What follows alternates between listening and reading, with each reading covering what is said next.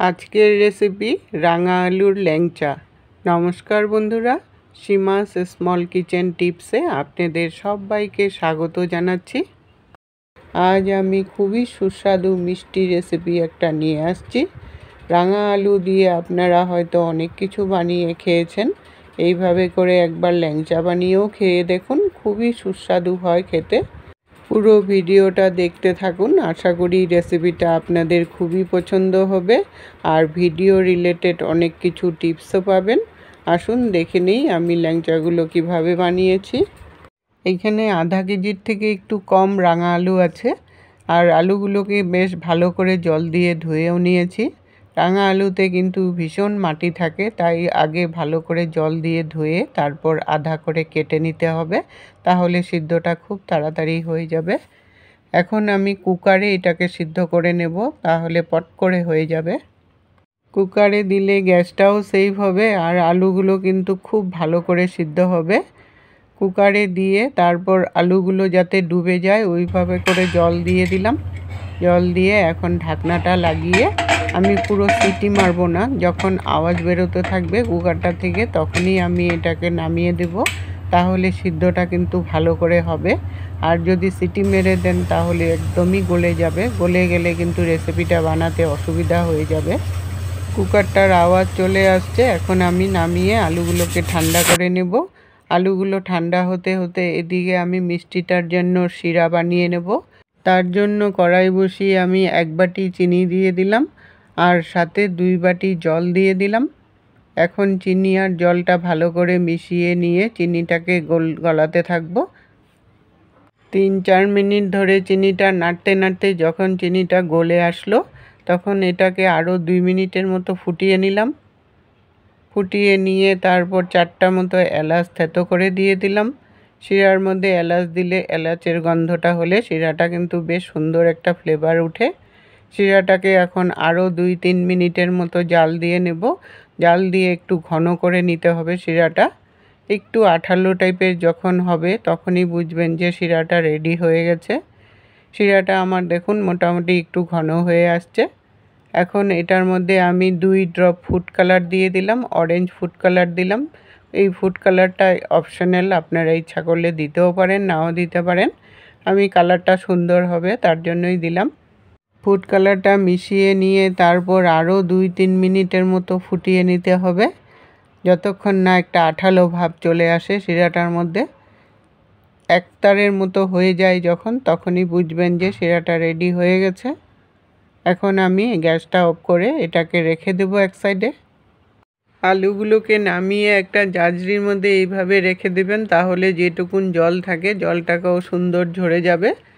তারপর একটু গরম থাকা অবস্থাতেই কিন্তু খোসাগুলো ছাড়িয়ে নিতে হবে, তাহলে কিন্তু খুব সুন্দর করে তাড়াতাড়ি করে উঠে যাবে। খোসাগুলো ছাড়িয়ে নিয়ে তারপর আলুগুলোকে পেস্ট করে নেবেন। এই কাজটা কিন্তু একটু গরম থাকা অবস্থাতেই করলে পেস্টটা কিন্তু খুব স্মুথ হবে। আলুগুলো ঠান্ডা হয়ে গেলে পেস্টটা কিন্তু খুব ভালো একটা হবে না, কারণ দানা দানা ভাব একটা এসে যায়। মিষ্টি আলু সিদ্ধ করে যদি ঠান্ডা করে রাখেন না, পেস্টটা কিন্তু খুব একটা ভালো স্মুথ হয় না। এই জন্য একটু গরম থাকা অবস্থাতেই পেস্টটা করলে খুব স্মুথ হয়। পেস্টটা আমার হয়ে গেছে। এখন আমি এটার মধ্যে ময়দা মেশাবো। এই জন্য মিষ্টি আলু যদি বেশি সিদ্ধ হয়ে যায় তখন জল ভাবটা কিন্তু ঢুকে যায়। জল ভাবটা ঢুকে গেলে এই সময় ময়দাটা বেশি করে মেশাতে হয়, আর তখন কিন্তু মিষ্টিটাও শক্ত হয়, নরম হয় না। অল্প অল্প করে ময়দা দেব আর ডোটাকে মাখতে থাকবো। একবারে বেশি ময়দা দেবেন না, তাহলে ময়দার আন্দাজটাও বুঝবেন না আর ডোটা কিন্তু শক্ত হয়ে যাবে। শক্ত হলে মিষ্টিগুলোও কিন্তু শক্ত হয়ে যাবে। তাই অল্প অল্প করে ময়দা দিয়ে এটাকে ভালো করে মেখে নিয়ে একটা রুটির আটার মাখার ডোয়ের মতো বানিয়ে নিলাম। এখন আমি এটার থেকে ছোট ছোট করে লেচি কেটে একটা ল্যাংচার শেপে বানিয়ে নিলাম। এই শেপটা অবশ্য আপনারা আপনাদের খুশি মতো ছোটো বড়ো করে নিতে পারেন। এই রকম শেপে করে সবগুলো ল্যাংচা আগের থেকে বানিয়ে রেডি করে নিতে হবে, তাহলে ভাজতে সুবিধা হবে। এরকম শেপে বানিয়ে নিয়ে আপনারা ফ্রিজেও রেখে দিতে পারেন। গরম গরম ভেজে একদম শিরাতে দিয়েও ল্যাংচাগুলো খেতে পারেন। সবগুলো ল্যাংচা বানিয়ে রেডি করে নিলাম। এখন কড়াই বসিয়ে বেশ কিছুটা পরিমাণে রিফাইন্ড অয়েল দিয়ে দিব। যেহেতু এটা ডিপ ফ্রাই করব, তার জন্যই তেলটা একটু বেশি করেই দিতে হবে। তেলটাকে একটু ভালো করে গরম করে নিয়ে তারপর ল্যাংচাগুলো দিয়ে দিলাম। দিয়ে মিডিয়াম আঁচে রেখে এটাকে বেশ সময় ধরে ভাজা করতে হবে। প্রথমে এক সাইড হওয়ার পর তারপর আরেক সাইড উল্টিয়ে দিবেন। উল্টিয়ে নিয়ে তারপর ডিপ ব্রাউন কালার যতক্ষণ না হয়ে আসে ততক্ষণ পর্যন্ত এগুলোকে ভাজা করতে হবে। 6 থেকে 7 মিনিটের মতো লাগে এই ল্যাংচাগুলো ভাজা করতে। যখনই একটা ডিপ ব্রাউন কালার হয়ে আসলো তখন আমি নামিয়ে নিলাম। এইভাবে করে বাকি ল্যাংচাগুলো ভেজে নামিয়ে নিতে হবে। সবগুলো ল্যাংচা বানিয়ে নামিয়ে রেডি করে নিলাম। দেখুন কালারটা কতটা সুন্দর হয়েছে, আর দেখতেও কিন্তু খুব লোভনীয় হয়েছে। এখন আমি শিরাটা যে রেখেছিলাম ওইটাকে আরেকটু গরম করে নিলাম। গরম করে নিয়ে শিরার মধ্যে দিলে শিরাটা কিন্তু বেশ সুন্দর করে ঢুকবে। গরম করে নিয়ে তারপর এটার মধ্যে সব ল্যাংচাগুলোকে দিয়ে দিলাম। ভালো করে নেড়ে চেড়ে প্রায় 10 মিনিটের মতো আমি এটাকে রেখে দেব। একটু সময় শিরার মধ্যে রাখলে শিরাটাও কিন্তু বেশ সুন্দর করে ঢুকবে।